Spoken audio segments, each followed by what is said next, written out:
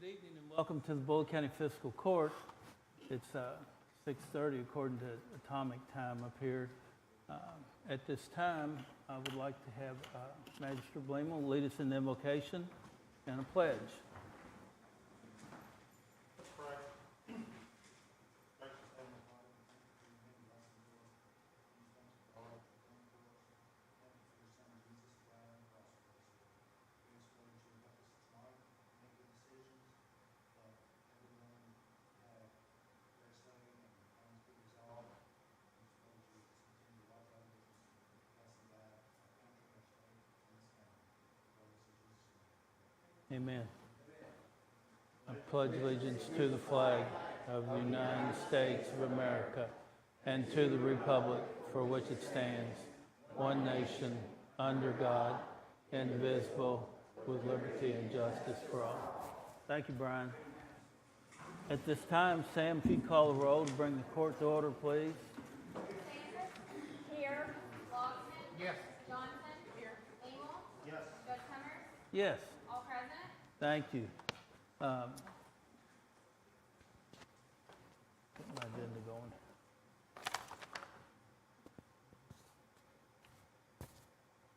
Okay, first thing on the agenda is approval of the minutes from the August 20, 2024 Bullitt County Fiscal Court meeting. I make a motion that we approve the minutes for August 20th, 2024. Second. Got a motion by 2nd District Magistrate Logston, a second by 1st District Magistrate Sanders to approve the Bullitt County Fiscal Court minutes as presented for the August 20th, 2024 meeting. Sam, call the roll, please. Logston. Yes. Johnson. Yes. Bleemal. Yes. Judge Summers. Yes. Sanders. Yes. Motion carried. Thank you. Treasurer's transfer report, Canan. Yes, that would be dated for September 3rd, 2024 for your approval. I make a motion to accept the treasurer's transfer report. I'll second. Got a motion by 1st District Magistrate Sanders, a second by 3rd District Magistrate Johnson to approve the treasurer's transfer report as presented. Sam, call the roll, please. Johnson.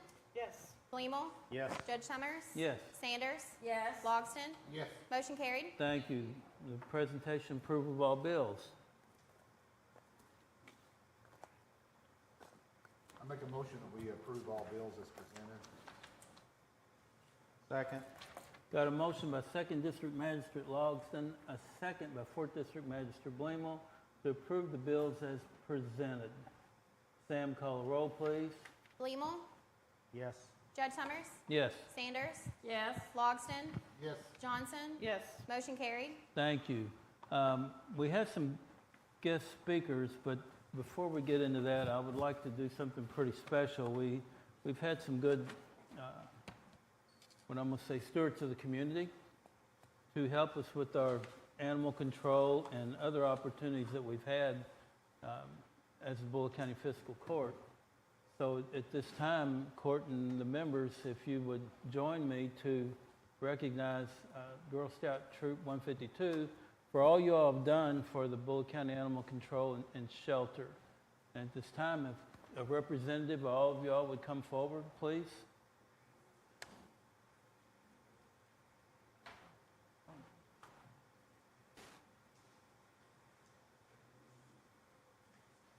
Just come over here.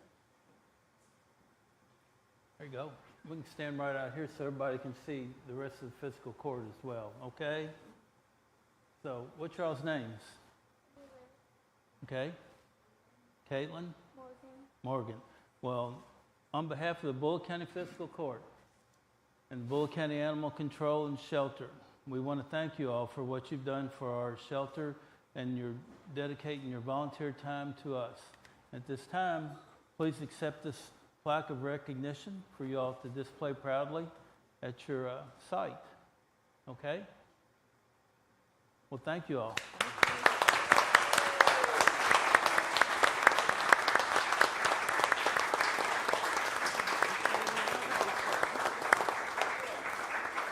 And you can bring back some of them wonderful cookies the next time. Thank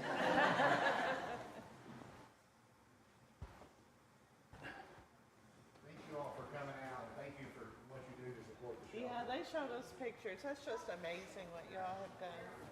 Yeah, Oh, they're up there now. Right. Okay, sorry. They showed us last time. That's why we wanted y'all here. Have you all got to see if the dogs warmed up to the little ramp yet? Are they doing it? Oh, good deal. Okay. Any other comments for the Girl Scouts, Troop 152? At this time, James Frank from Brooks Hill Road, Odors.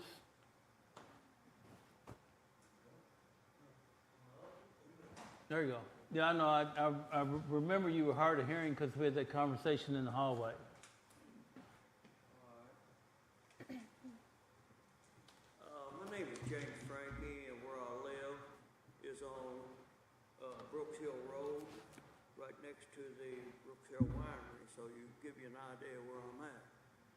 And I've lived there 18 years. I have 25 acres there, and I am 81 years old, and I like it where I live. I really like it. And what I'm going to talk about here, probably the sheriff here, he knows something about it. And I live across from a man named Warren Mitchell, right across from me. Now, the first thing I want you to understand, we're in a residential neighborhood, okay? You got Ed Quick running down that side of this man. You got Brooks Hill Road running this way. You got Hose Claw Hill Road. Right down the road, about 3 blocks, is a subdivision with lots of beautiful homes back there. And some really nice homes on Ed Quick. Big homes have done good. But I'm going to say it again, residential neighborhood. Now, I'm going to give you a little background. This ain't the first time we've had a problem with Warren Mitchell burning animals. Probably 6-7 years ago, I don't know how long it might have been. But the Asians were going down there and killing animals, and he just furnished a platform and everything. And then he had a pit back there where he throwed their entrails and burned them 24 hours a day. And this went on for a long time. And I got a hold of health department and everybody and couldn't do no good. The guy that did me some good was Larry Hatfield.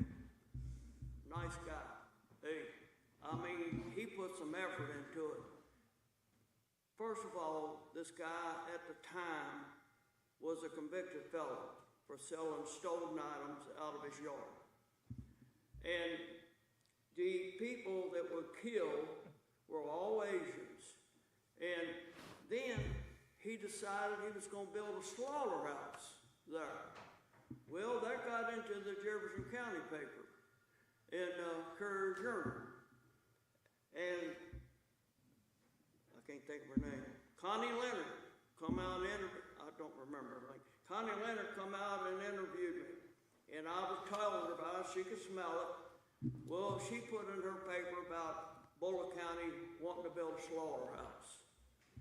Well, it went before the zoning board. I seen him out there when he tore the sign up. So I didn't say nothing.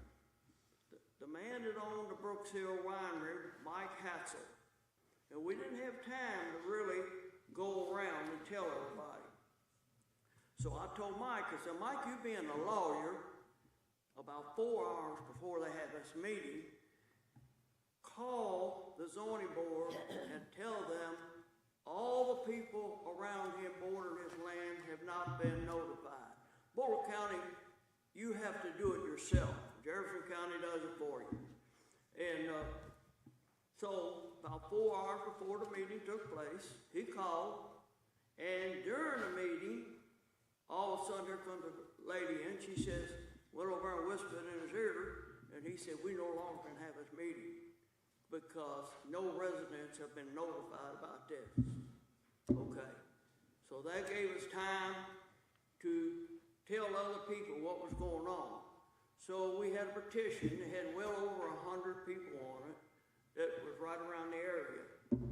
And we took and went from there, but meantime, all the magistrates and Melody, I'm saying that right, they said, don't worry about it, it ain't coming. But I'm gonna tell you something about that zoning board. I was told that they could be bought. One of them on there told me when I was standing up there, I said, he ain't in compliance. He said, yeah, he is. I said, have you been down there? No, I ain't been down there yet. Seen him down there on a Friday. And another one jumped on a lady because he said, well, are you a vegetarian? She said, yeah. Well, that's the only reason you're in here. This isn't the job of the zoning board. The zoning board is to listen and evaluate what they hear and then make a decision. And I told Melody when I was in here, I said, you know what's wrong with that zoning board? Wasn't no woman on it. They put a woman on it. Because they got a different view of things. Okay. The slaughterhouse got knocked down. You can't harness that smell. They was gonna put trees around it and all that. I guess they breathe that stuff. I don't know, but it wasn't enough. And it was gonna take, and that was how they wanted to build a slaughterhouse. But then what really knocked it down, I repeat, a residential neighborhood. You don't build something like that in a residential neighborhood. And I'll go on with it here. We have taken and smelled this stuff since he started back, burning.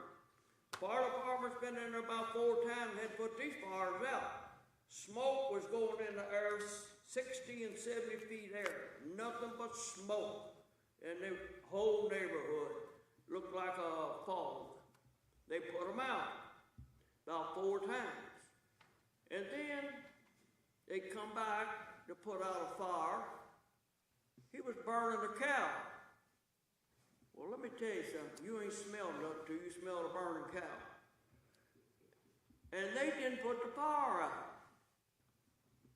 Fire department's here. I called the health department, both of them out there at the same time. Well, they got to spatting at one another. Health department tells the fire department, you can do something about it. No, we can't. You can. You can, we can. Okay? That don't even make sense, does it? The two of them can't make a decision on what is to be done. I mean, are we in a modern age? And then the health department, when he left, he said, I'll get a hold of the EPA. Oh, great. I called him 2 weeks later, he hadn't done nothing. I told him, only thing you got's a title. That's it.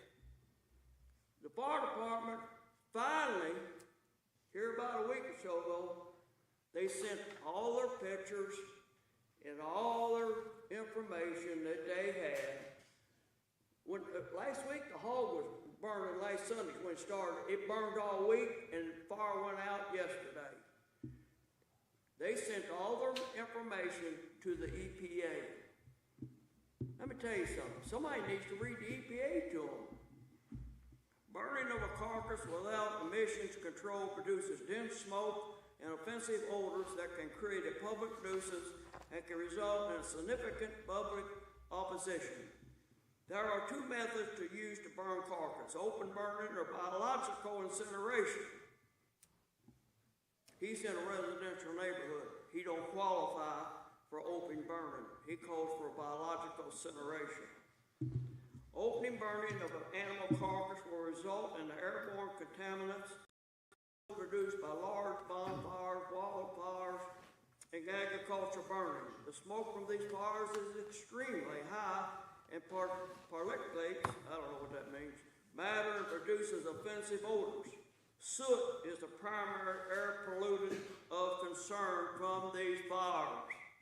Carbon dioxide, oxide of nitrogen, and sulfur dioxide are also harvest may be carried out on site or at an alternative facility if it's a residential neighborhood. The effectiveness of open burning can be significantly enhanced by using an air curtain destructor, ACD. It increases combustion efficiency and reduces visible emissions and odors. I want two things to understand here. Residential neighborhood. Now, I like to set out my front yard. I have a shade tree where I sit, but when the sun gets over here, the shade moves on the side of the street. So I went to one of the garden centers and I said, hey, I need a tree over here. So when the shade goes, this shade moves in. He said, what kind you want? I said, 30 feet tall. I ain't got time enough to wait for it to grow. I want to get on with it. And so now I got shade the whole time. And I love sitting out there. But when the stench is on, I think, why do I have to smell that? I don't understand why the health department, the fire department can't issue these by the EPA. Why does the EPA have to come down here and do their job? This is instructions on what to be done, and they're not doing it. They need to be held accountable for their job and not wash them under the rug and wear you out like an insurance company does when they don't want to pay you. And I'm asking y'all to do something about this and make an effort that will make sense and stop this. We are not an illetter or ignorant nation. We got some people in charge that are, but we need your help. Okay, yeah, and thank you, and we'll look into that with the health department, and which fire department was it? Now, I don't hear it too good. Okay, so Mr. Frank, we'll talk to the health department, because we sat on that board, and also, you gotta tell me which fire department it was. There's two of them that cover that area. Yeah, they butted heads out there. Okay, well, I just need a name of which one it was, but we can talk to both chiefs, because we attend those meetings, or I have them in here for meetings, and see what it is. But we'll also follow up with our solid waste coordinator, because we do have nuisance laws that can apply to this as well, and she'll bounce up there to see you all. Okay? Okay. That's okay. She's another Larry Hatfield. She's really good with people. She knows how to get things done. That's what I'm looking for. Yep. You know, I don't want somebody that's got a title.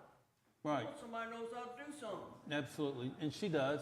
She knows how to do things, and we do too as the court. So we'll look into this, see what they're doing, and we'll take the appropriate action. Right. We will. You can hold me accountable for that. Larry Hatfield, man, I mean, he was on it. I know. I get it. And he legally got rid of it. Right. But he's retired, you know? We might have to bring him out of retirement. I don't think we will. I myself have been, retirement is great. I've been retired 24 years myself. Good. All right. And, Okay. residential neighborhood, remember that. Right. Thank you, sir. Thank you. All right. Mr. Meyer, you want to add to that? A little bit. Okay. I think that, Jim told me he thought it was a zone from the fire department, if that helps. Is that right? So anyway, we're the new owners, my wife and I, of the Brooks Hill Winery. Yep. You all probably know it better than I do. I'm learning something every day. So, one thing I'm learning is that my guests leave when he starts burning, and it's affecting our business. Right. And it's affecting our grapes. I don't know if you know, in the past, out in California, the wildfires just destroyed crops of grapes. And we're seeing ash residue on our grapes. It's coming across the road. It is, I've only met one person over there. She was extremely nice. I have no personal relationship with any of the folks. Jim's had many meetings with them, so I don't have anything, any axe to grind. I don't want to stop anybody from doing their business. But from what I can smell, I don't know what he's doing over there, but I can tell you, I know what burning flesh smells like, and that's it. Okay. The guy is burning something over there, and it needs to stop. We don't have a choice. If we continue and he continues to do that, we won't be able to stay in business. We're going to have to close, and we can move and go somewhere else. We employ 12 people. I mean, I don't think that's what you guys want. I think you guys want us to stay open up there. We feel like we contribute to the community. We employ folks. I don't know what he's doing, but like I said, if he's doing it legally, then that's fine. If he's not, y'all need to do something. That's all I have to say. So, and Mr. Meyer, here's how you can help us. The next time he does burn or something like that, it's better to catch him in the act. Oh, I know Mr. Frank's hard of hearing, but we'll call. please But call. who do we call? Because I've called the call- health call department, our- I've called the fire department, I've called Will you call EPA. our office? All right. 543-2262, or you can call me at 502-921-3173 if it's after hours. All right, perfect. And I do mean that. And we'll bounce up there and see what he's doing, and because it's something that we pay a lot of money to have animals taken care of Right. legally. And we don't want folks, I'm sure Brian, who's a big-time farmer, he would agree with that. We don't want them being burned out in the fields. We got dead animal disposal. Right, Right. so, All right, well, thank you, gentlemen. yes, sir. Thank you, Mr. How long Myers. do you think he's been back doing this? Is this something that just started, or, I mean, in this year? He said it went back to Melanie's. There was a small gap, and it was really refreshing not to smell it. It started back up. We had to close everything up. So he's been doing it this year? This is the first I've heard of this, and I was on the court previously, but he had mentioned Melanie in the previous court. Right. So, and Connie Leonard. Yeah. The So it- zoning was years and years ago. But this has been going on for years and years and years? Are we aware, is it a business? It stopped for a period of time. Years ago, it happened, and then it stopped. And evidently, Mr. Frank indicated he started back somewhere in the last few Oh, months. okay. Because he got a notice of violation way back then, that's why he applied for the zone change, but it was denied. And that's been years and years ago. And I will tell you honestly, I think it has ramped up, and as people have shown up, as the fire department's come, and he's basically run them off, as different people have come, he's just become more involved. He's gotten to the point where he says, well, nobody's gonna do anything. I'm just curious, like, how is he advertising? Is this actual business that we're aware of, or? If it's the people, I believe it is, they own the butcher block, slaughterhouse and, butcher shop in, Spencer County, right in downtown Taylorville. Taylorsville? Okay, Okay, I'm sure land records would show, that's correct. okay. okay. This is, Thank you, Charlie. No, thanks, we'll look into it, yeah. Yeah, and I assure you we will. I'm not sure where he's doing his butchering right now. Or he doesn't, I'm not gonna say it, but I know that the butcher shop isn't belong to him anymore Okay, got it. in Taylorville. Now, we got a suspicion that we're doing a little butchering across the street.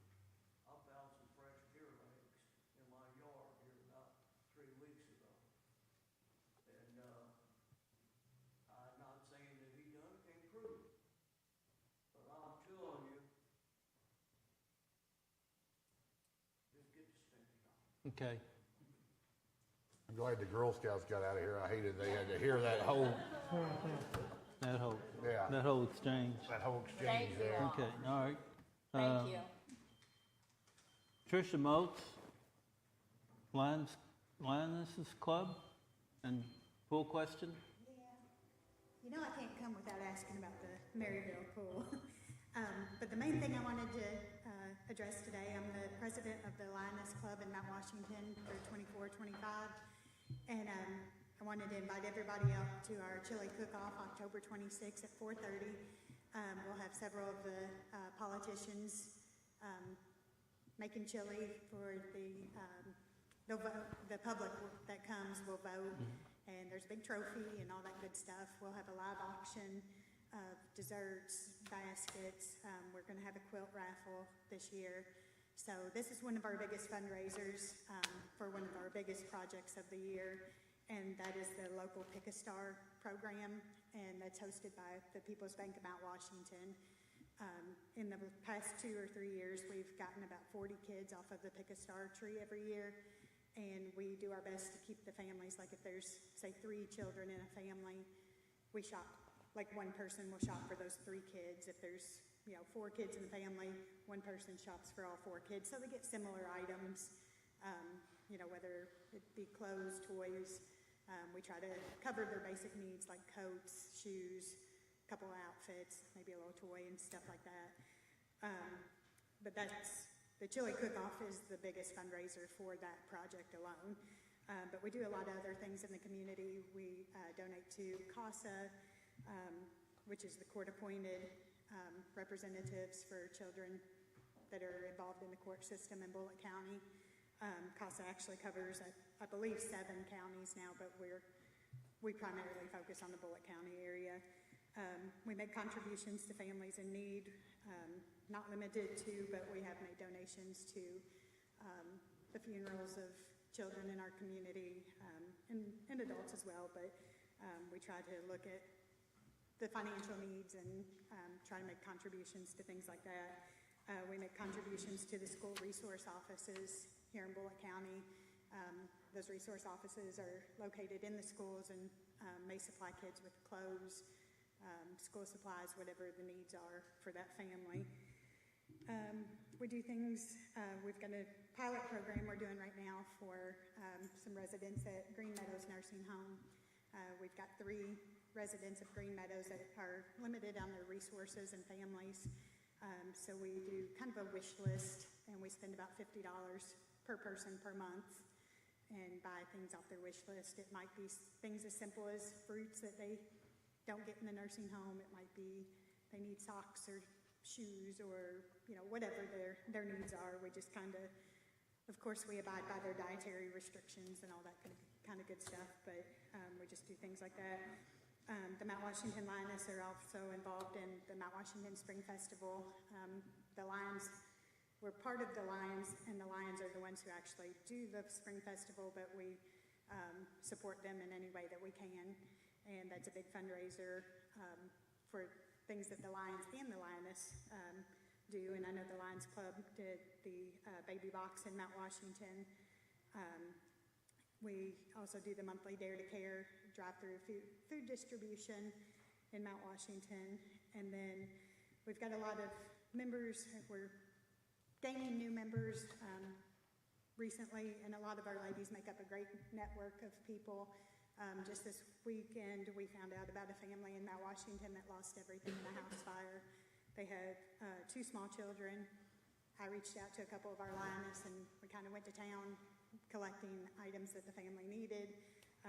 I received some financial donations, and I've purchased gift cards for the family and things like that. So our organization just does a lot in the community, and we are always looking for new members. So we'd love to have anybody join us that's interested. We're the second Tuesday every month at 6:30 at the Mount Washington Lions Club at 810 North Bardstown Road.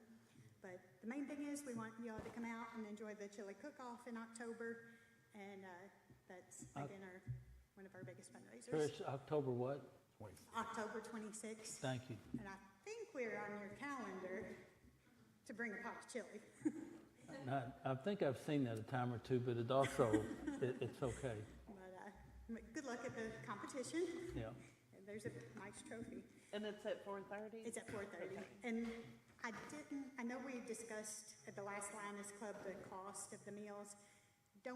I don't want to be held to this, but I believe adults is $8 and kids are $3, and you get your chili, a hot dog, a drink and chips, and some cookies, and then your ticket to vote for your favorite chili as well. And then a lot of the auction items, we have a lot of ladies and men. We've got Jim Tennell always makes this peanut brittle that always goes over really well.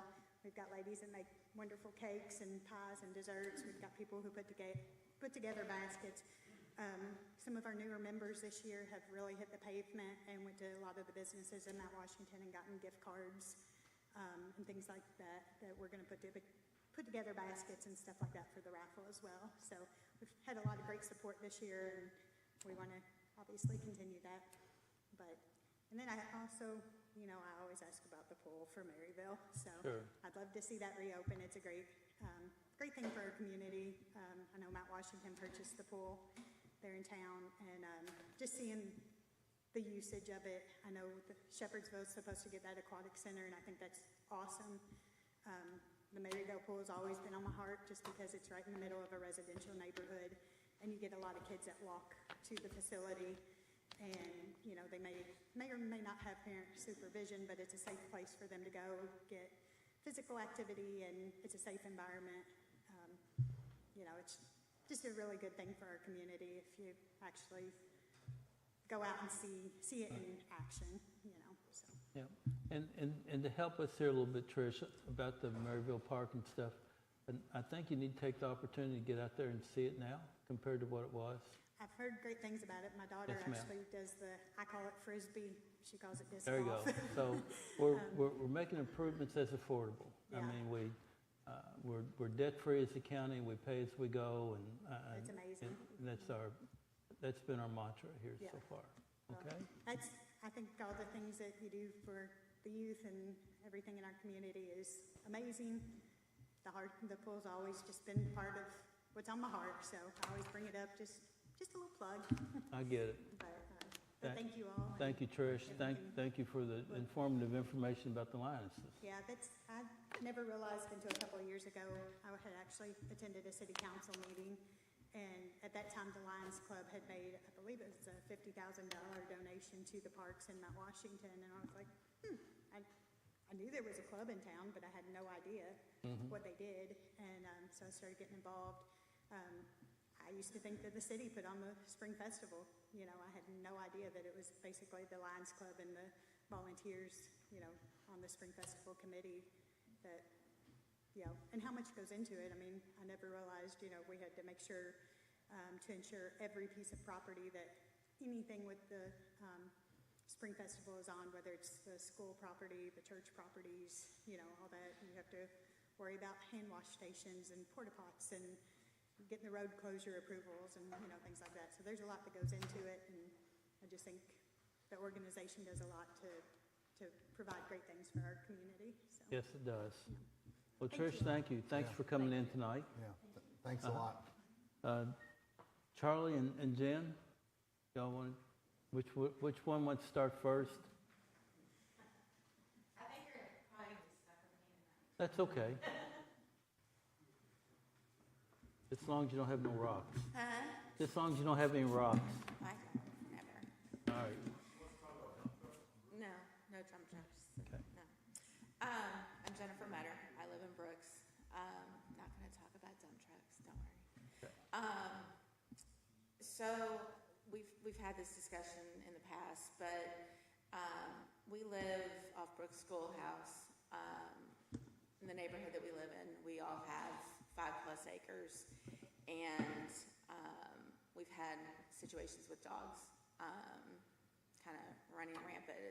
It's gotten worse, but basically the residents of our neighborhood are under the impression because we are all 5+ acres that everyone's zoned agriculture, which of the 20 houses that are probably back there, only 4 or 5 of us are actually zoned agriculture. So because of that impression, essentially everybody feels it's kind of like a dog park back there, and dogs can come and go as they choose.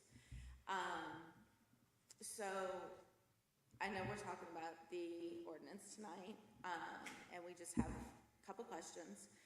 One being the agriculture exemption. With us being agriculture, we have chickens.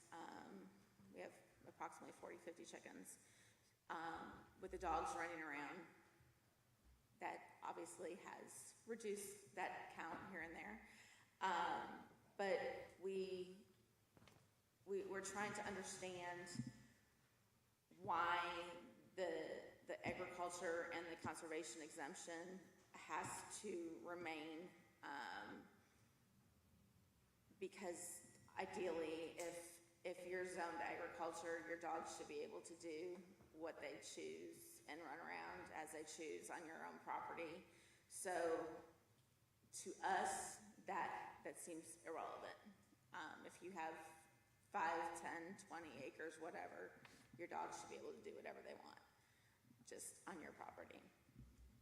And then also, we had questions about the citation authority for the animal control. We had a situation last year where my husband caught a little dog in a coyote trap, and the dog fortunately was okay, but when animal control came out, the gentleman just said, hey, we're zoned agriculture. No, they're not. So animal control kind of went on their way, and that was the end of it. We reached out because it was a coyote situation. He had to call in the number for the trapping, and we were pretty much told to kill the dog, which that is not something neither one of us wanted to do. And we're just kind of curious where we're at with the citation authority, if the animal control folks can, in fact, issue a citation should somebody do something that they shouldn't be doing.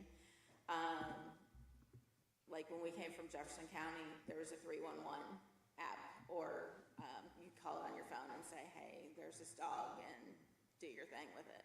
And it was taken care of. So there's that. And then we just wanted to, again, point out the KRS that does discuss the animal control officers' the ability to issue citations, or even possibly work with other counties or areas to work together as a cohesive unit to issue those citations. So. Real quick. Yes. So the way we're amending the ordinance, well, we're gonna have the first reading Right. tonight. The way we're amending the ordinance will get to your issue. Okay. So people cannot, even if you can have like your own dogs running loose on your agricultural property, they Right. still can't leave their property, to your property, Right. attack your chickens, do all those things. Right. They cannot do that, that's a nuisance, that's covered by the ordinance. Okay. But no, this ordinance will not prohibit a person who has agricultural property from allowing their dogs to be at large on their Right. own property. And they should. But they Yeah. can't leave their property. Right. That's gonna And be a violation. okay. So that's gonna get to your issue, these dogs can't enter your property. Okay. You just gotta be able to bring me the proof of who owns these dogs and that the dogs are on your property, and Okay. be able to cite them under this. Okay. Okay. Citation authority. Anyone? Repeat that. Citation authority.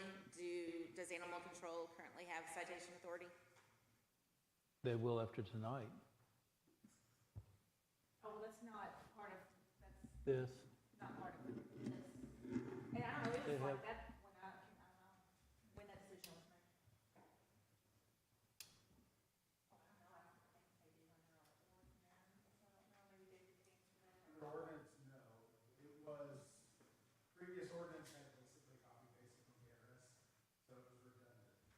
All the verbiage that was taken out regarding citation, if our ordinance is silent on it, falls back to KRS. I was told by previous county attorneys that it became an issue with court notes, and it became an issue with cost. So it was a decision in-house that you And wouldn't that, have. and that's been over a decade, that's before I was even living in the state, so I'm not sure why that decision was made or anything like that, so. but you can issue a citation.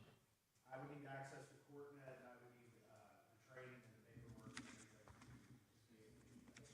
Right now, we either ask PD to assist us with the citations, or we present all of our evidence to county attorney to go forward that. So I guess my next question is to both you and Tammy is, how does Tony and them get their cases into court if you can't issue a citation? We present it to the county attorney, and then They do it from there? File Okay, complaint. so it could be the same difference this time on the ordinance?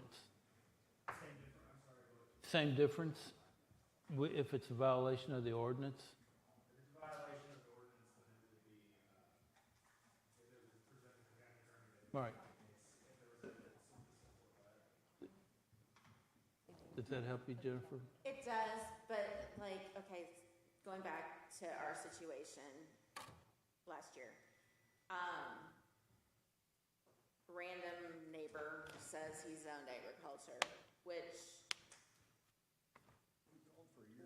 we know there's an application process. And what can we do for it? And in fact, we shared with the judge and Candy some what happens when Tony gets frustrated. Okay, so, and he's like, yeah, I shouldn't say that stuff. But, you know, it's just a total point of frustration to have lived in multiple areas of the state and multiple states, and now I get to Bullitt County and I can't even pick up the phone and call animal control and have them have the authority to issue a warning on their own. They have to call somebody. They have to say, hey, you know, and that's covered in the KRS too. And vaguely, the sheriff helped me out a lot with this case when I came to him over it. You know, it says you can't, it's unlawful to interfere with these guys. Well, are we interfering by not giving them the authority that the other chapter of the KRS says they have to do their job? You know? Real quick, again, all this discussion happened before I was the county attorney, but I think you all are exactly right. The KRS says there is authority. I don't know, at some point, animal control was told, don't, though. You might have the authority, but don't. Right. That was before we had them. Exactly, and so I've been peeling the onion back, which is why we met with everybody, right? And the CoordNet situation, the contract companies use their own software, so it doesn't affect anything. But in the counties that don't want to contract, the situation, as we were explained, is that you're hitting CoordNet with something that's not necessarily supposed to be there. And then, like, Tony used a situation where there was a missed court date and a warrant issued for a dog being off a leash as one of the causality factors. But again, we're talking years and years ago. So what keeps me awake at night. Madison watched that game camera on the traps. Of course, they have to be checked physically every 24 hours, regardless of whether you have a game camera on them, per my conversation with the game warden. But she'd say, that's Wrigley. Wrigley's going to get hurt. Little tiny dog that's half Chihuahua. And I'm like, look, I can't. I'm working from home. I'll stop what I'm doing, which is exactly what happened. Game camera went off. I look at my phone, and there's this little dog in the camera. So my first phone call was to animal control, where I got told, we can't do anything about it. It's a trap. Call the sheriff's office. So I called the sheriff's office. And they quoted the KRS, which is, the dog's going to be scared. If it shows aggression, you can shoot it. Like, well, why? I mean, I grew up in Wyoming and Eastern Ohio. The guys that taught me how to trap were professionals at monstrous animals. And if you're with a blanket, I can get anything in North America out of trap. You know? And so this little dog's sitting there looking at me. And I get up there to it, and the owner of the dog is on my property looking for the dog. They already know it's missing. So I take it out of the trap, and I hand it to him. And he's furious. And I show him the dog's foot, which looked to be possible broken bones on a foothold trap. The dog never had to go through any of that. So now, according to trapping regulation, I have to have a reporting issue. I have to, if I catch a domestic animal in my wild game traps, I'm obligated by hunting regulation to get that animal first aid or return it to the owner and ensure it gets first aid and report it to animal control. So I went down there with my little photo packet and I said, here, caught this dog. And Tony went out and he told the owner, you know, the owner starts, oh, he's been baiting my dogs off my property, a whole bunch of, just a bunch of nonsense. And the dog ended up being okay because he spent less than 30 minutes in that trunk. Okay? But we now, the 5 coyotes I was after, 3 of them were female. And they've all had a litter twice since then. So I wonder how many coyotes we have. We have a red wolf running through the property. EKU has said, this is definitely a red wolf. If you can prove it, we can help protect it, because there's not supposed to be any red wolf populations in the wild outside North Carolina, where the federal government's doing repopulation. So when you say, you know, agricultural exemption so that people can use their dogs on their own property or the leased property, it doesn't comprehend. I can't comprehend that. I honestly, I can't. I miss it, because that doesn't need to be codified. It doesn't need to be an ordinance. It's kind of a given. I'm on my property. I have a legal ownership of the dog. I have a legal right to use that dog to harass the cattle or the livestock that I'm harassing. And I can't understand it. And then I have these control, and animal control can't do anything. When we're Jefferson County, I ended up involuntarily becoming president of an HOA. And one of the biggest problems was the dogs running around the neighborhood. And the HOAs try to take care of stuff on their own. And I just used the Metro 311 app. I take a picture of the dog, send it in. The animal control will call me and say, hey, are you willing to show up and testify? Because that's our requirement. Yeah, they go out and issue citation. So it's kind of, there's some that I feel very strongly that exemption just confuses people. I mean, realistically, Charlie's the only one that understands the whole zoning thing. There are people that think they're zoned stuff and they're not, you know? And now animal control is expected to go out on a call and say, oh, is the dog that's off the leash, is it in the agriculturally zoned area? They don't know. They don't know. And how are we defining an agriculturally zoned area? Is that 2 adjoining houses? Or is that one single person's property? So there's some things that are missing in that aspect. And I understand the thought process and why the intention is behind that, but I think it has secondary and tertiary effects that are completely negative. And then for the citation authority, it's kind of, if we could fix it somehow and not worry about why it isn't there anymore, it would be awesome. And to be clear, there's nothing in our ordinance that says they can't issue citations. Exactly. So I don't know. It's all I don't know administrative. when that started. Yeah. It's all administrative. For me, And that's what it should be, in my opinion. Yeah, yeah. Yeah, so anyway. Thank you very much for your time and listening to me. I'm extremely frustrated. It did come out in an email. She did eat me for lunch. Why did you, you know, it did came out in an email. And yeah, she tries to keep me under control. Okay.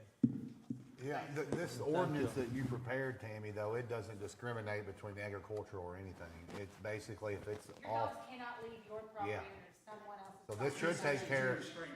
this should take care of that part of it. Does Section 2 restraints still have the agricultural? This is an amended, Section 8 amended. She'll read this in there. Section 8 should take care of it. The Section 2 is where that exemption exists. Yeah, I think this should, So again, though, Right. exemption or not, the dogs can't leave that Right. property. And people are held to the knowledge of the laws of their area and the zoning of their area. So saying, I don't know what I'm zoned, it's not gonna help. no matter.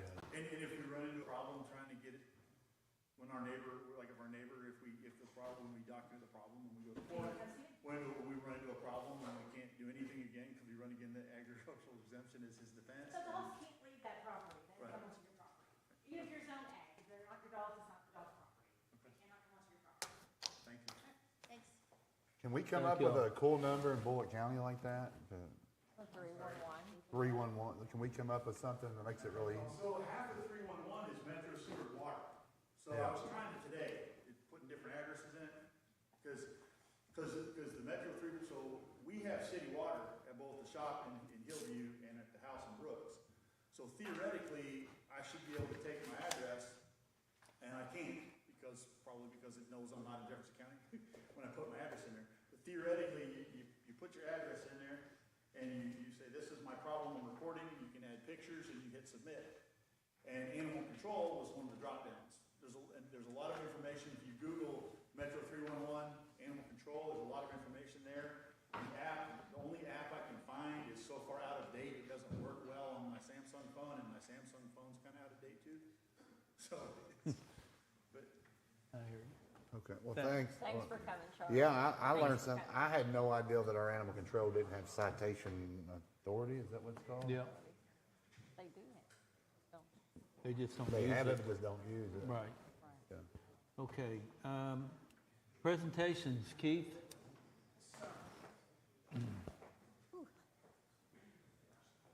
you all have in front of you the proposed tax rate for the coming year for property and real property.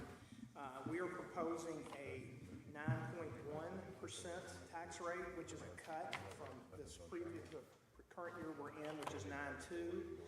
That is the compensating rate, so we don't have to have a special hearing. We can go as high as 4% over that. We are not recommending that. We're recommending a tax cut. That will generate in real and personal property an increase of $654,381. We're confident that it'll be more than that because of what the PVA is doing with the growth that we have. This was the first year, I think, in my 10 years here, that we actually hit the number in real property Right. and it might have been before me, but during my time, that's the first time. And a lot of that's due to PVA, the assessments of the homes. And so with that, if that's an agreement, we do have a resolution that I can read and you all can vote on. Judge, is there, I guess, questions or comments? Any questions, members of the court? No. Okay. Read. I was gonna say, so you went over the real estate, or what about all these others? Yeah, that's in this. In there? Yeah, Okay. yeah. All we get, and the only thing, the sheets that you have are sent from the state, and we figure out the real property and the personal property, and then everything falls in line.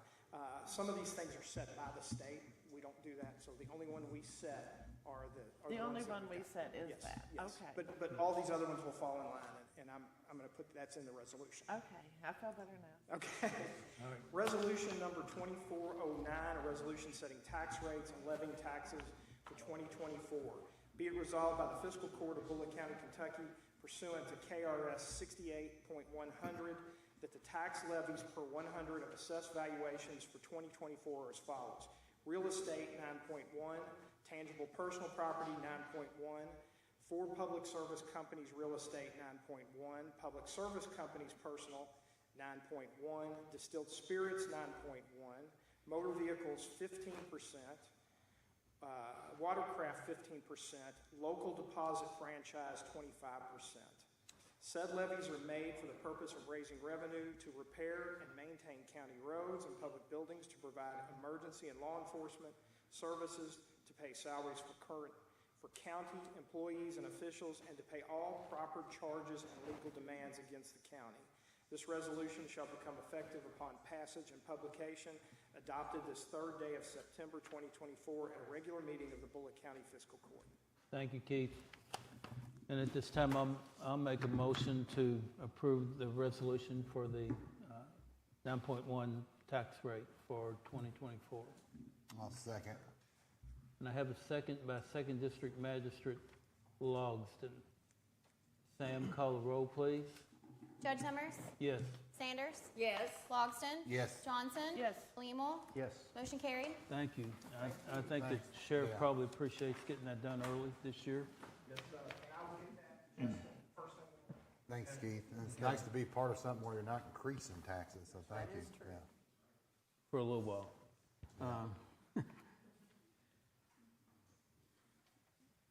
We're going to go to item number 2, and we're going to pass on item number 1 today. Bullitt County EMS fees for service increase. Rebecca's here. And how are you tonight? Well, thank you. I'm going to warn you right up front, though. I missed lunch, I missed supper, and I got to listen to Trish talk about all the food, so if you hear my stomach growling, Okay. you know why. Well, the mic's pretty sensitive, so It is, that's what I'm worried about. So, Director Hale couldn't be here tonight, so I'm here in his stead. What we are requesting is to increase the fee schedule for our rates. It was reintroduced and approved in 2019, but the rates weren't changed at that time, so we haven't had a rate increase since 2012. So I believe you guys have the packet that shows what the area rates are, as well as where we currently stand and where we would like to be moved up to.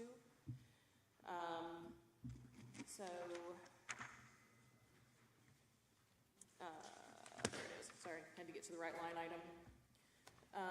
So currently, our ground mileage, we're billing for $15 per mile. We would like to bump that up to 16, which puts us under what the highest totals are, but close to. What paper are you looking at? I'm looking at. It's in your Yeah. packet.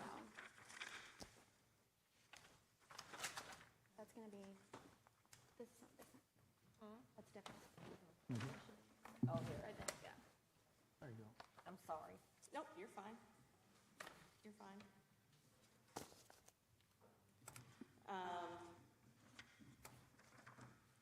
The BLS non-emergent, we are currently at 600. We would like to move that up to 750. BLS emergent, we are currently at 725. We'd like to move that up to 900. The ALS non-emergent, we are currently at 825. We'd like to move that up to $1,000. The ALS 1 emergent, we are currently at 900. We'd like to move that up to 1,200. And I'll explain the difference between some of these if y'all are wondering. ALS 2, we are currently at 970. We'd like to move that up to 1,300. And the specialty care, we are not currently billing out for specialty care, but we hope to be adding that as a service as we increase some of our certifications and qualifications. We're working with our medical directors to be able to do that in the future. So those we would like to be able to bill at 1,400. So the difference between these, so the BLS is just the basic transport. That's what when our EMTs take somebody in, they're the basic skills that are utilized in order to transport those folks. ALS are when our paramedics take somebody in. Our paramedics are our advanced when they take someone in. So we take somebody with the cardiac monitor on, or when we have an IV that has been introduced. ALS 2 means that we have used two different medications that have been introduced other than just running saline or anything like that.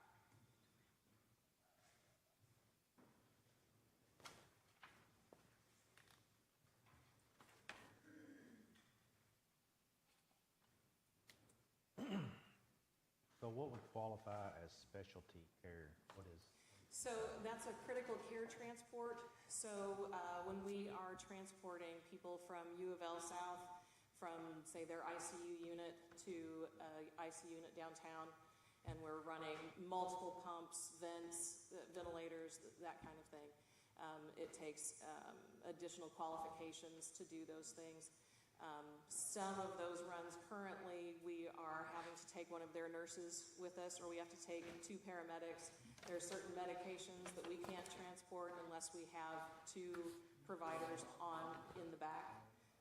So those types of runs require extra personnel and extra skill, and so therefore it would cost more money. I mean, it costs more money for us to put more people on, so therefore And there's you added currently expense. don't receive any money for those runs? We currently don't bill extra for those. We bill those at an ALS 1. If it's something that we're just transporting, it's an ALS 1 or an ALS 2. We currently don't charge that extra. We don't have a separate billing category for those. Would it be that plus the 1,400 or? No. Yeah, 14. It would be just 1,400. So it would be the 1,400 instead of the 1,200. Do you know in general how much revenue this would raise compared to last year's stats? And That's difficult to say because, I mean, departments can bill anything that they want to. It doesn't mean that they're going to collect that. So currently, Medicare has a cap that they pay on straight Medicare B pays $240. We can't change that. That's all we get, no matter what we do. That's what we get. No matter which one of these it is? Correct. On Medicare That's correct. or Medicaid. Additionally, insurance companies pay what they pay, and then it's up to the individual to pay the difference. Some people are able to pay that, some people aren't. So it's kind of hard to say, to give specific numbers. This does give us the opportunity to generate more revenue. It would be challenging to say exactly how much more. You don't have any idea of what you're anticipating this might? I do not. What, of these categories, what would you say would be the most probably, I don't know if popular is the right word, but most frequently probably occurrence? So we tend to transport more BLS calls than we do ALS calls. It's just kind of the nature of the industry. We have people that call for emergencies that aren't When you get there, it's not. technically requiring an ambulance, but we provide that because they call us. That's what we do. So a lot of those. So we tend to transport more BLS than ALS. Do you know the percentage of Medicare that only pay $240 or Percentage of Medicare. patients that you're only getting $240 from? Unless they have a supplemental insurance, that's all Medicare pays. Right. Do you know the I do not. percentage? You don't know? I do not. Can I say something about fees and all? Mhm. I work in a dental office, and we have to negotiate contracts with dental insurance companies, much like you all have to negotiate with medical insurances. And if you don't increase your rates periodically, the insurance companies look at your zip codes and your areas, and they have what they call a UCR, usual and customary rate. And then they have actuaries at the insurance companies that decide what they're gonna pay for a specific line item. And if your rates don't increase periodically, your low Decrease it. rates factor into the whole area, so they need to increase the rates for the whole area. For instance, Medicare only pays $240, where if you have, say, 10 counties that are billing at $1,000, they're gonna average that over time. They're gonna average your higher numbers, and then eventually you get more than the $240 and stuff. Insurance companies don't readily volunteer those increases. You kind of have to fight for them. But if you're not increasing those bills every so often, it's never gonna increase Right. what you get reimbursed from the insurance companies. And you said we haven't had an increase since 2012. 2012. So do you happen to have any idea what you all, like, so y'all turn them over to collections or either collect the money, I guess, if it's not paid? So before you turn them over to collections, I think maybe 30% of the people pay their bills or 50%, or do you all know any of that? I personally do not. Chris was planning on presenting all of this, and then he couldn't be here, so I just don't have those figures. And Brian, to help you a little bit, we're somewhere between 30 and 35% on recovery of a bill. That's what I That's To- my, total yeah, that's volume. my, that's my Yeah, understanding. and I it- thought and it, 30%. yeah, and it depends on the amount of volume, and when it comes to collections, we literally don't get much back at all. That's what I Because they eat it up in fees, collecting. So, or that's the way it's been last 3 or 4 years. That's kind of what I was. Yeah, that's where, and that's a good, that's my best moving number, between 30 and 35%. It depends on, anyway, it just depends on who's gonna pay and who doesn't. Thank you, Judge. That's my understanding too. Yeah. I just didn't want to That's give you. fine. I just want to make sure y'all aren't cutting yourself short because it's a big difference in a lot of these. And I know that you need some more money and I feel totally justified that you should do it. I'm just wondering what the end result might be, what you were hoping for, anticipating, or does it maybe need to be more? Well, what we did in determining those numbers was look at what the other area counties are getting. We don't want to overshoot. And, you know, we don't want to say, well, we should get this much when the other counties are charging less. We're trying to stay in line with where the other counties are. Okay. But you're still staying in the median there, and Correct. I'm Yeah. trying to figure out ways for like 911, or, you know, all of those need to be an increase somewhere. Yes, and Magistrate Johnson, you're 100% correct on that, but we just have to take the opportunities when we can. From where I sit right now, working with EMS literally on a daily basis, we have the staff and the opportunity to be able to do this and provide a quality service without somebody saying that we're jacking up the rates and we can't do our job, if that helps you a little bit. I mean, we have probably one of the best EMS teams in the area. To have this comparison information is extremely, extremely helpful, and it's good to know that there hasn't been any raises for 12 years, so obviously it's due probably that time. Looking at these others, though, it's probably hard to determine, though, but before we make any decisions, do we know if any of these other areas and counties have made any adjustments to their price in recent years? To my knowledge, I know that Hardin County has. I don't know about Meade. I don't know about Nelson. I don't know about LaRue. Okay, I just was wondering if we're comparing something to something that somebody has updated recently, or if they're even behind and lack, increasing their prices before we made a move. Yeah, I'm honestly not sure. That might have been information that Chris had that didn't make it to me. Okay. Now, what you've got here is a lot of information. How do you even determine that, what other county, I mean, do you just pick up the phone and call and ask them? Like, I mean, that's a lot Yeah. of, Yep. I know in our industry, there are companies that will take, like, your list of fees and compare them.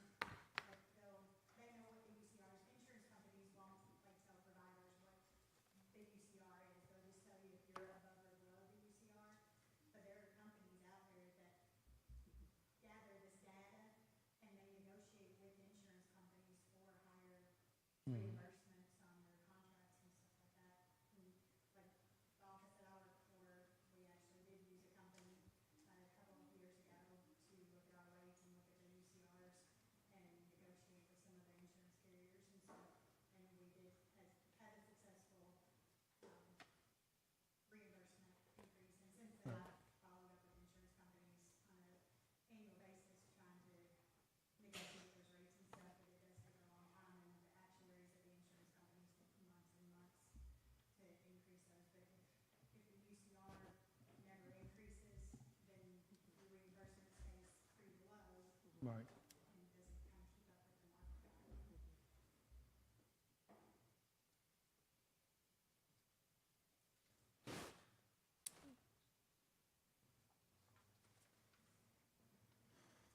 when are you hoping, wanting some action today? Are you hoping to implement this soon, or what's the plan here? That's what we were hoping for. Obviously, you guys have to do what works for you.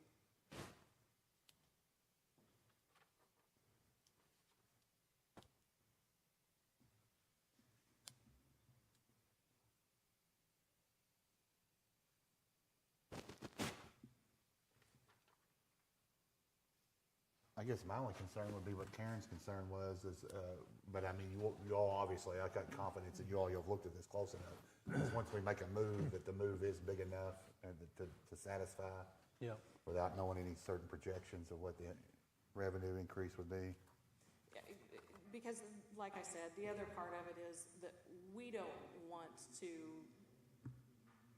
move beyond what area counties are doing. We don't want to make it look like we're trying to squeeze every penny out that's available out there. We try to do a good job for our county.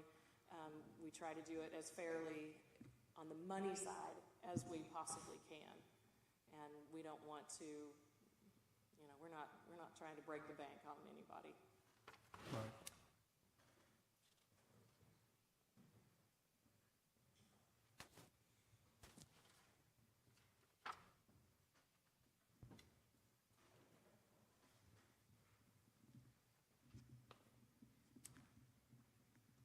Well, I'll put it in the form of a motion. I could look at this all day long, but I'm looking at all these other counties. I mean, the increases that you're suggesting are in line. Some might be a little bit more, some might be a little bit less. I don't know if there's a magic percentage or something you just kind of threw out there, or if you really looked at like each category to see. But that's where, I put confidence in you all. But I'll put that in the form of a motion that we accept the proposal today for the Bullitt County EMS fee increase as presented. This will be the first increase in 12 years. Yeah, since 2012.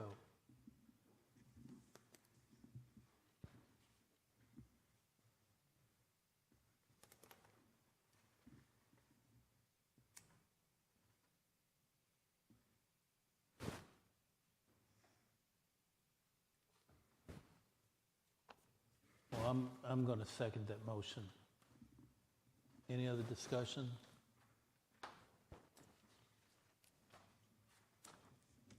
Sam, call roll. Sanders, Yes. Logston, Yes. Johnson, Yes. Flemel, Yes. Judge Summers. Yes. Motion carried. Thank you, Rebecca, and for all the hard work. I know it was more than just, I know how much your all staff worked on this to get it And if- presentable. Go And ahead. if y'all could figure out how much the percentage of Medicare We patients absolutely will are. do that. Yeah. I'm just curious to know, because 240 compared to all these rates, we It's- need to do something about that too, so. Well, We worked hard. that's a federal thing. Oh, I know, but. I think it's that falls something back on what we- Tricia was mentioning, that stays at that level until, to work on. Right. Yeah. So you're doing it. so you, and then Yeah. they adjust theirs accordingly. Yep. Medicare is federal, but some of the other plans, like Humana's and, United Healthcare, United Moria, all of those insurance companies have people that negotiate rates. So if you have somebody in your office that does that already, that's great. If not, another company that does that might be beneficial to get your rates increased, and that way your budget is. Yeah. Be better. Okay. Well, Thank thank you. And at this time, we have more or less some information about EMS and Janice and Rebecca. They've got a nice PowerPoint for you all to go through. If y'all want to take action on this today, we can, but if not, we'd like to have action on it one way or the other at the next fiscal court meeting on the, I believe it's the 17th.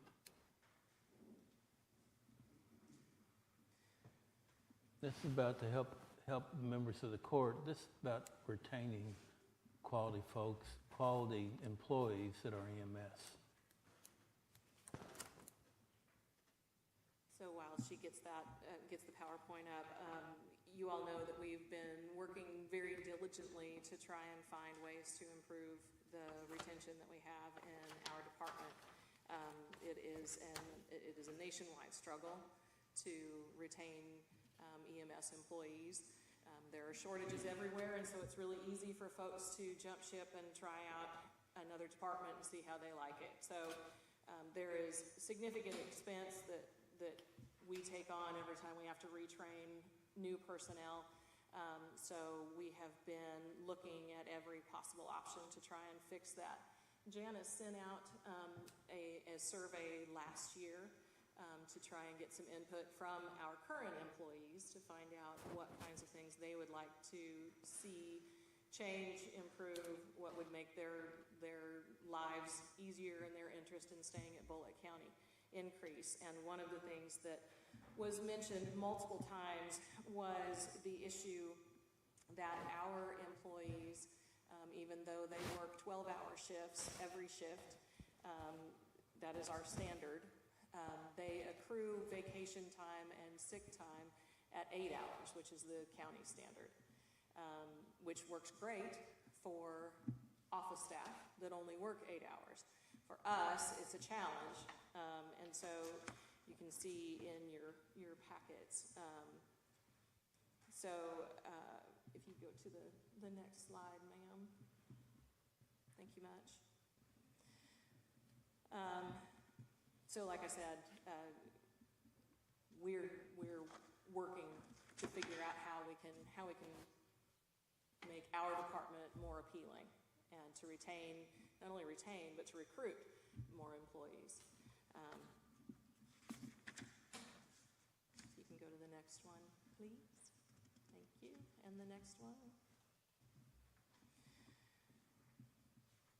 So, as you can see on this slide, 8-hour per day employees work a total of 2,080 hours per year. 12-hour per day employees work a total of 2,184 hours per year.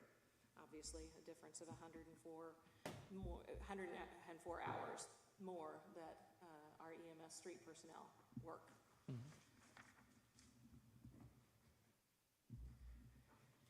So all county, according to current policy, all county employees accrue 8 hours per month or 96 hours annually. So 8-hour employees, that translates to 8-hour employees getting 12 days of vacation per year. EMS employees get 8 hours, or get 8 days per year, simply because we work more hours. So it takes us more time to accrue enough hours to take a full day off of vacation. And it works the same way with sick leave. And that's with less than 5 years? Yes. Correct, yeah. And then you have more, or?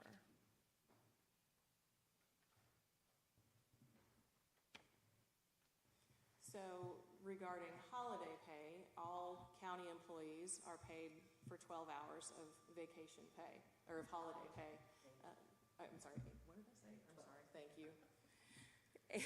12 hours of holiday pay, regardless of if they work the holiday or not.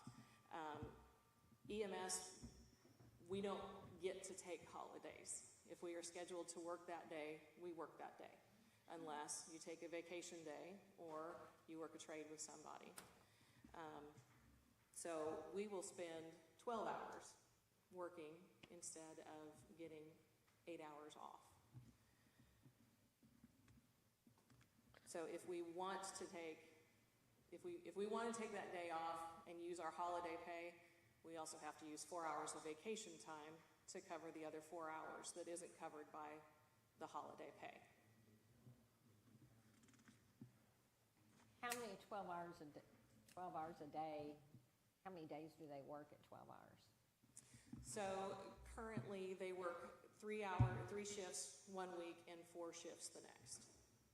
So they're averaging, when they do that, only 36 hours 1 week, correct? Correct. And then And 48 the next. Okay. So is 8 hours that overtime? Over the, yes, there's Okay. per pay period, yes.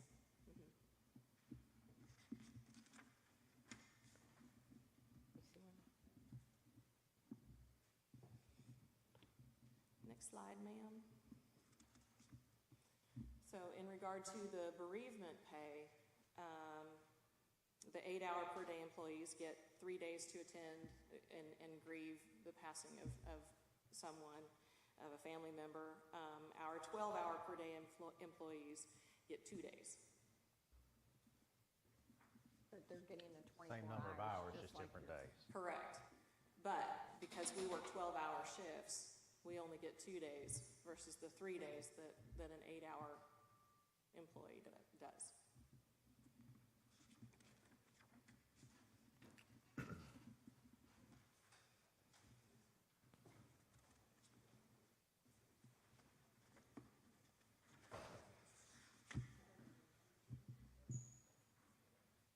So this slide shows the 48 hours and the 36 hours. Janice, you want to help? Yeah, that's fine. So, biweekly schedule for EMS personnel, their total biweekly pay is $1,716. That is 76 regular hours and 8 hours of overtime. This is based off an employee that makes just $19.50 an hour. Candy, if you go to the next. So if EMS personnel, this is, again, for a person based $19.50 an hour, if they were to take a 2-week vacation, their total for a biweekly check is $1,560. Next, please, Candy. I'll get to my point here. So the difference is, as you can see, so there's differences here. So it's $19.50. An EMT loses like about $4,056 a year in pay due to utilizing cumulative vacation time and sick time. An advance will lose $44.72. A paramedic would lose $56.16. The whole point to this is that none of the other counties, 8-hour per day employees, lose any pay due to utilizing their accrued vacation or sick time. So that's the differences in what we got going on here. We're trying to figure out different ways to retain, recruit, you know, uplift morale or improve morale. And these are some of the ideas that we kind of came up with. Katie, if you go to the next one. Oh, that is not the right one. That's okay. That's okay, I'll switch them around. So we did a surrounding EMS services comparison, and the two there should be flip-flop, I'm sorry. Yeah, is that right? I think it's just the font. Yeah, it is. I think you're correct. Yes, ma'am. So just to give you an example of some of the different services around here, all 3 services, Mount Washington, Hardin, Louisville Metro, offer their employees time and a half or 20 hours worked on a holiday. We do not. We give them 8 hours of holiday pay. And that's regardless, you get that holiday pay if you work the holiday or not. So even if you were, you know, just scheduled to work, if you're not scheduled to work, you just still get the holiday pay. But these are some incentives that they're offering. Louisville Metro gives them 3 consecutive work days for bereavement leave. I think, I can't read my font, sorry, I don't have my glasses on. Can you read mine? Mount Washington, vacation time is considered as worked when calculating overtime for those employees assigned to a 24-hour schedule, as is sick leave. And then they pay time and a half for any hours worked during a recognized holiday. So we just want to give you some comparisons to ponder over what other services are offering their EMS personnel. Just because we're trying to find ways, what we can do to kind of, again, retain and recruit, mostly retain. Yep. But. And we can attest that in the last 2 months, we did lose 2 employees specifically because of this issue. They opted to go back to Hardin County specifically because of this. Because of vacation or holiday or what? Or just benefits in general? Specifically But vacation and hourly, sick we leave. pay more than they do. Huh? Hourly, we pay more than they do. They work 24s though, so there's a trade-off in money there. I'm sorry? They work 24-hour shifts, so there's a trade-off in you can't just look at the straight pay, because when they work 24 hours, there's a difference in the amount of money they make. So did I understand that if they were scheduled to work a holiday, we just had a holiday Monday, so if they were scheduled to work Monday, did I understand that they get their holiday pay plus working on the holiday? Yes. And do they get overtime for working that holiday pay? No, They get straight time? correct. Unless they picked up a shift, and then it could be considered So, overtime. so when there is a vacation, I'm sorry, when there is a holiday, they get, I'm just gonna use this for an example. They get 48 hours plus 8 hours. Yes. They get their But what holiday. you're asking is they get 48 plus 12 hours. Correct. So that would make them at 60 hours. So how much of that 60 hours is OT? So It would just be the 8, because the leave would just be leave paid. It would not be considered overtime. Because you wouldn't mark it as, you wouldn't count it as working time. Because by law, we can't pay overtime on hours that aren't worked. It has to be worked hours that earn overtime. 40 hours plus, right? Correct. Because when I was at the road department, if you worked overtime, like went out in the snow, and it was Christmas, and the 2 days you got off for Christmas, if you didn't work 40 plus hours, you got no overtime, you got straight pay. So it's the same thing on that department also. They're 8-hour shifts. Yeah.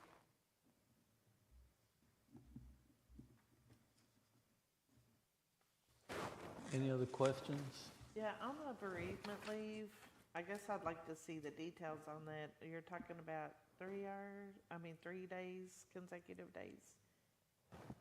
Is there ever an instance where it's a 1 day or a 2 day because it's a step cousin or? Well, there are limitations on who bereavement applies to.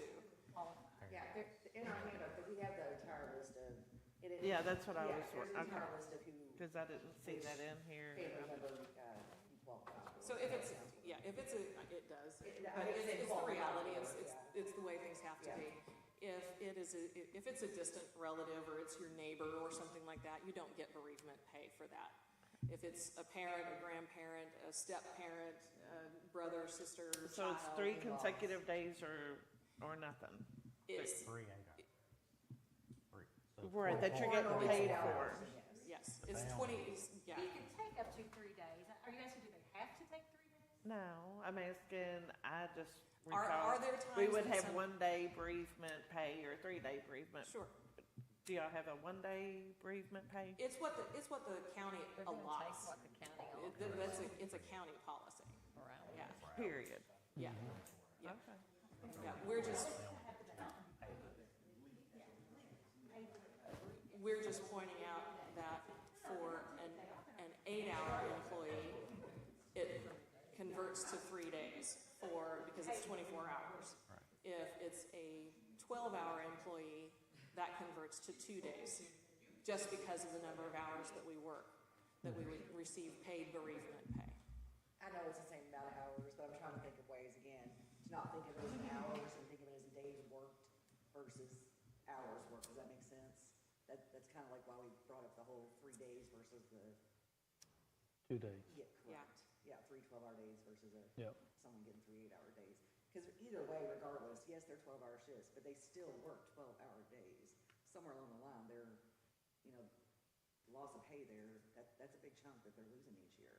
So basically, when I'm advertising, what I thought was their yearly salary, that's incorrect. Because when you look down to it, if they take their vacation time they're allotted, they lose money every year. So, unfortunately. Because of the 148-hour week where they get 8 hours overtime. Correct. Yeah. But Now, the they other can one, choose you not just to take get 3. vacation. A lot of people do, because they don't want to Yep. lose their time. So they'll just keep rolling it over. Or they'll take off and then work so many days the next week to make it up, because they cannot financially lose that money. It's too hard on them. And then they burn out, and then they call in sick. I've seen it. I did payroll for many, many years, still do. It's a fact. Yeah.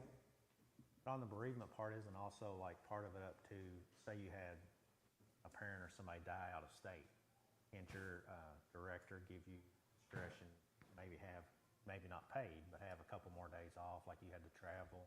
Oh, yeah. For sure, So yeah, it's that's technically, absolutely. This is just paid time. Yes, that's all we're talking about, is paid time. Or they could add their vacation time to that. They can, but then we run into the same issue where we're losing money. Again, these are just ideas. Katie, if you go to the next slide, please, I think it's the last one here. So just to kind of recap, why we're here is to kind of offer EMS full-time and part-time employees working on a holiday, either 1.5 hours their hourly rate or receive 12 hours a holiday for each holiday. And the reason we're throwing in the part-time employees into this is because a lot of our part-time people will come in and pick up for our full-time guys so that they can be off with their families if they choose to. And just kind of give a little incentive for our part-timers to pick up too. And that's why I said or, either or. I'm just going with some of the other services we're offering here. Maybe allow employees to pay 12 hours per day vacation or sick, no matter if that employee works overtime. The vacation and sick time would not be counted as hours worked, but as leave pay. Therefore, like on an actual currently right now, if they take off, there is a map, sorry. If they take off currently, don't work any overtime, but their normal overtime, and they take off like vacation, maybe they just take off a couple days here and there. They're only getting paid up to 80 hours, so they're already losing money right there.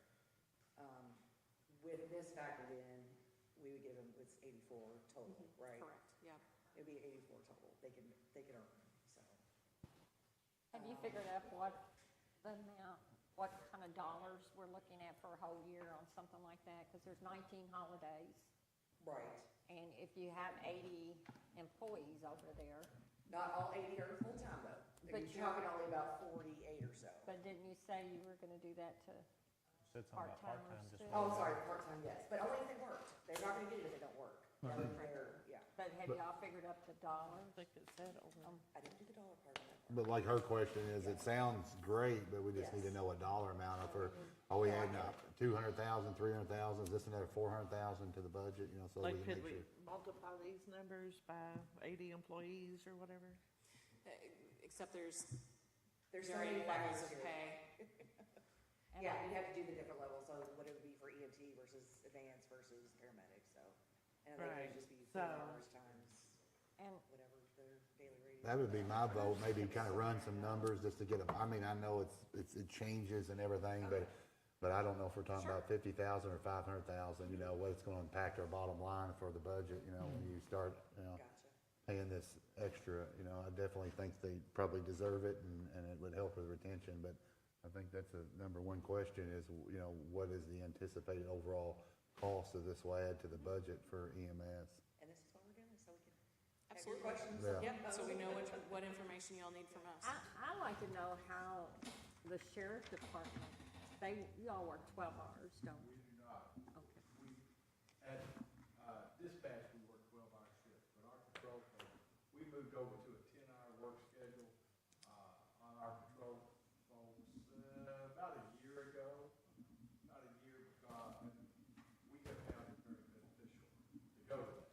So in terms of our coverage, the number of people that we are able to have out on the street providing patrol for the county with 10-hour shifts, we can get more people on the street. We can have more people patrolling with less people at 10-hour shifts. So we switched to that. Is that like 4 days, 10 hours? Or? It's, we work, everybody, our folks get 2 4-day weekends a month. They work, everybody is either off on a Thursday or Friday, or a Tuesday and Monday and Tuesday or Thursday and Friday. The people that are off Thursday and Friday, every week, then 2 weekends out of the month, they're also off on Saturday and Sunday. Everybody that's off Monday and Tuesday, every week, 2 weekends a month, they're off Saturday and Sunday as well, so they get that 4 day twice a month. But in addition, then I have everybody working on Wednesdays. So we utilize Wednesdays as our training day and so forth, and, you know, and frankly, when we did that, we saved money on our overtime, because when we were at 12-hour shifts, we liked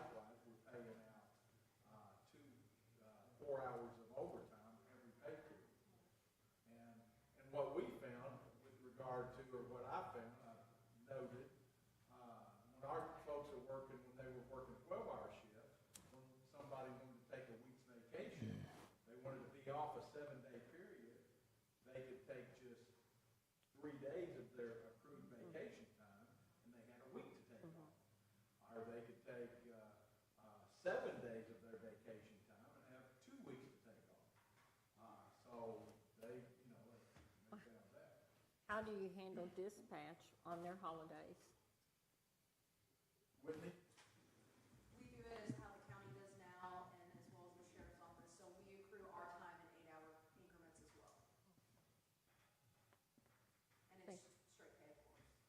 Thank you. So then one other thing, so 1 week on this shift, you work 4 hours, the next week you work, or 4 For days. shifts. Next one you work 3 days. Correct.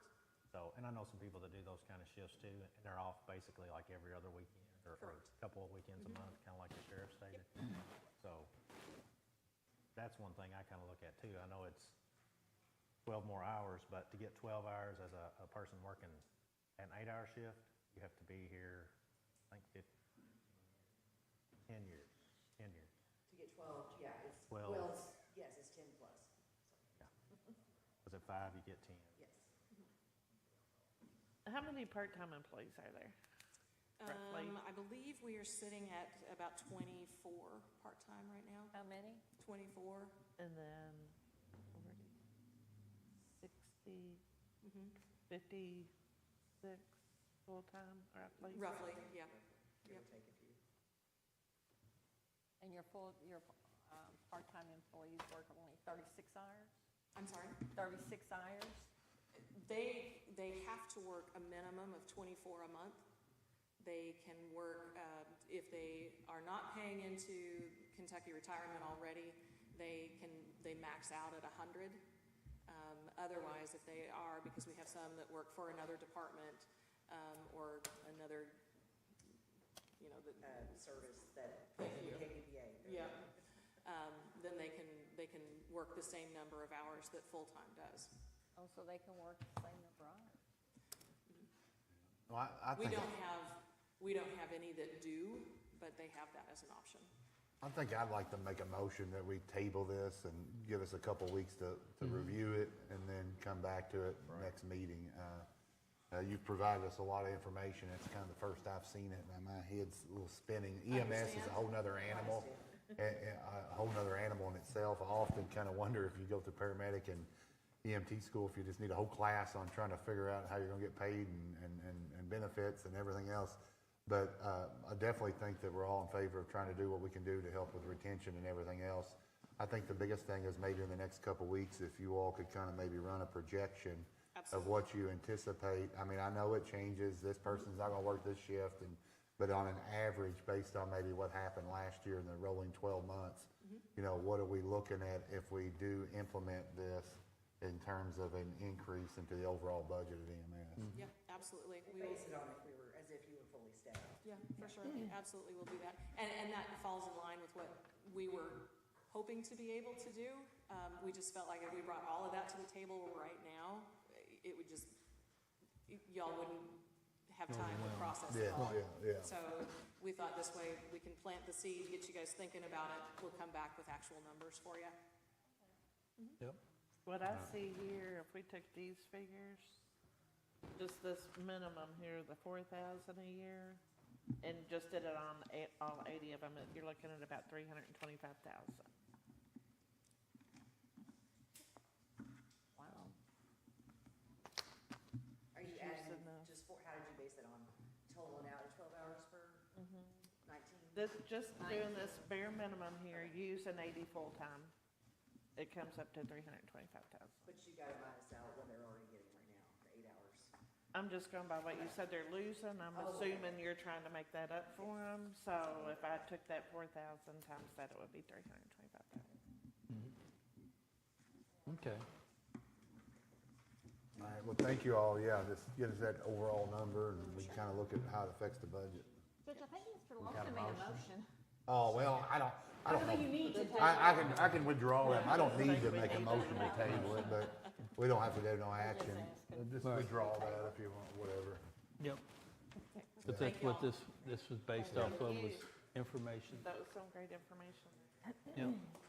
Okay, ordinance 24-22, amending ordinance 17-11, and 24-11 relating to the control of animals. Tammy, a summary. Uh-huh. Commonwealth of Kentucky, Bullitt County, ordinance number 24-22, an ordinance amending ordinance number 17-11 and 24-11 relating to the control of animals within Bullitt County, Kentucky. Be it ordained by the Fiscal Court of County of Bullitt, Commonwealth of Kentucky. In summary, Section 3C is amended as follows. Kennel license. Any entity, whether public, private, or charitable, involved in the boarding, breeding, sale, rehoming, or display of animals shall apply for the purchase of a kennel license. Entities with multiple locations must apply to license each location separately.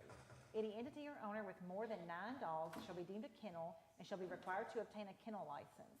A kennel license shall be in addition to, as opposed to a replacement of, a conditional use permit as issued by Bullitt County Planning and Zoning.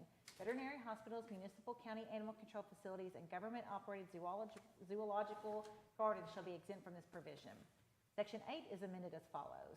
It shall be unlawful for any owner to fail to exercise proper care and control of his or her animals to prevent them from becoming a public nuisance. Excessive, continuous, or untimely barking, molesting passers-by, chasing vehicles, habitually attacking in such a manner as to damage property, and being permitted to run at large on private property without the express consent of the property owner or unrestrained on public property shall be deemed a nuisance. Given first reading at a regular meeting of the Bullitt County Fiscal Court on the 3rd day of September 2024, to be given second reading at a regular meeting of the Bullitt County Fiscal Court on the 17th day of September 2024.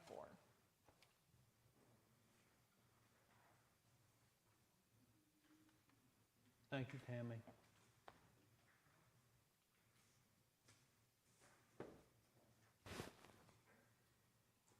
Any other comments, questions, concerns? And again, one of those provisions was aimed to get at what the matters were complaining about earlier. Yep.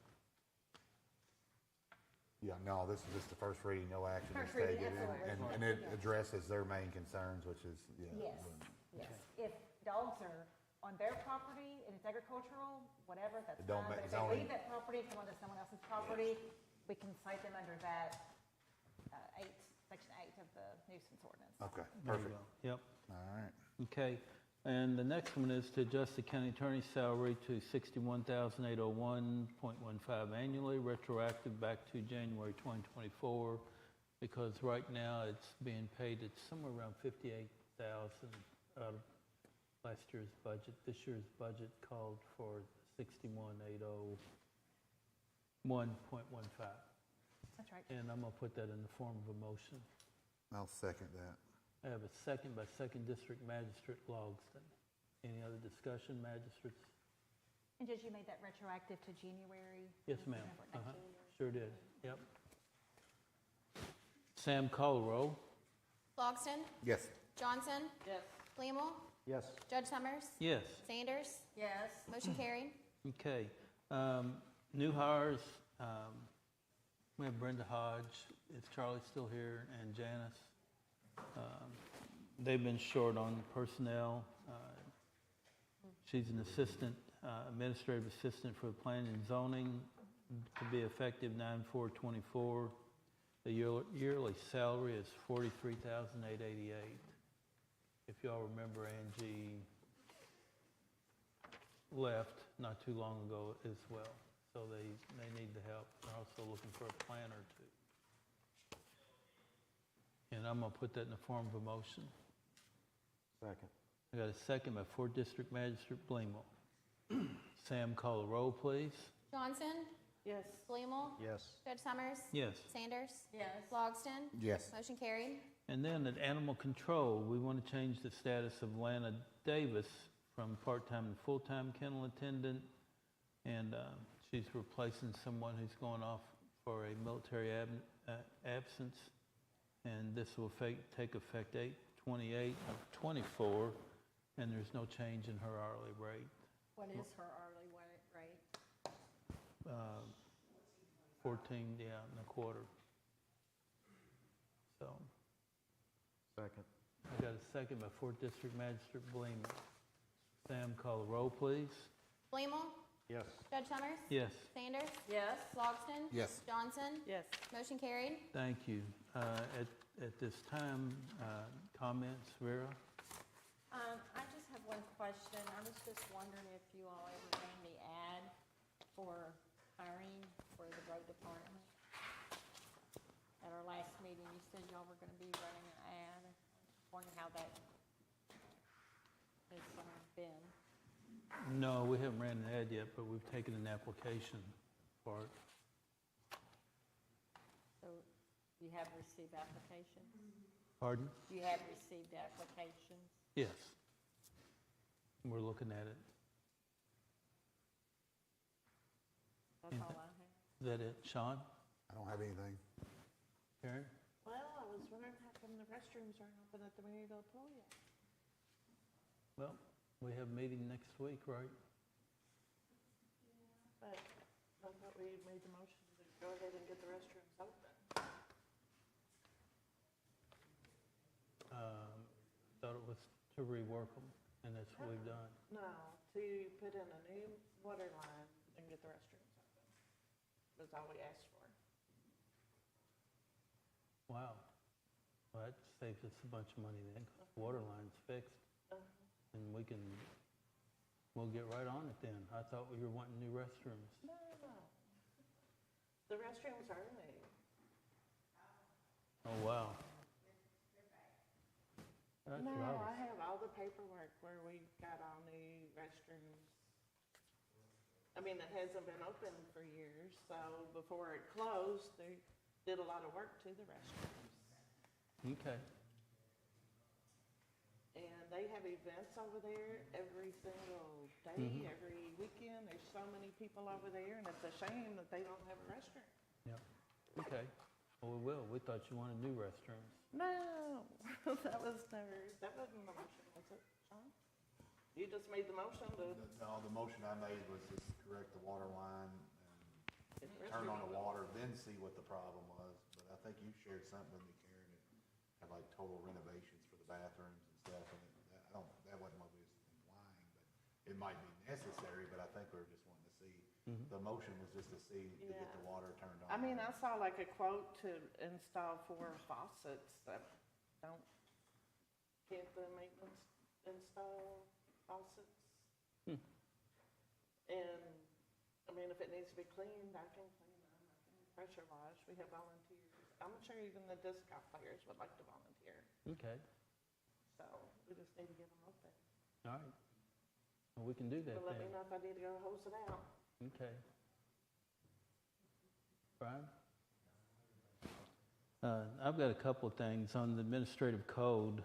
I'd like to have your all's input for 2024 by the, my notes here, the September 17th meeting. If y'all have any changes you want to make to it, we'll present them then, and we'll vote on them first meeting in October. Okay?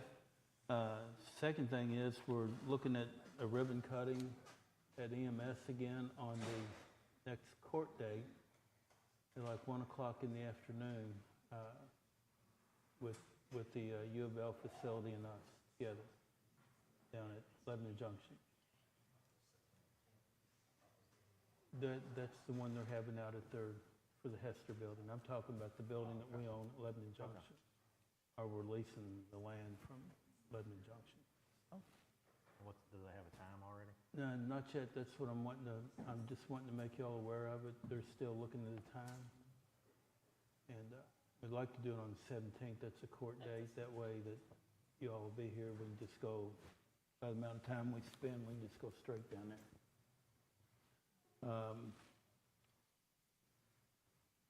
Trish is gone. I want to thank her for the information on the Lionesses Club.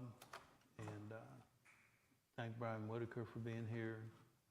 And that's just about it.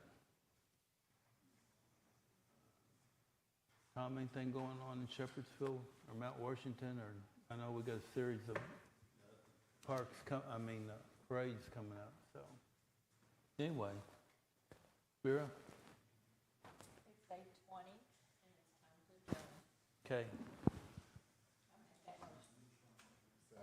I have a second by Magistrate Logston. Sam, call the roll, please. Judge Summers? Yes. Sanders? Logston? Johnson? Yes. Blamel? Yes. Motion carried.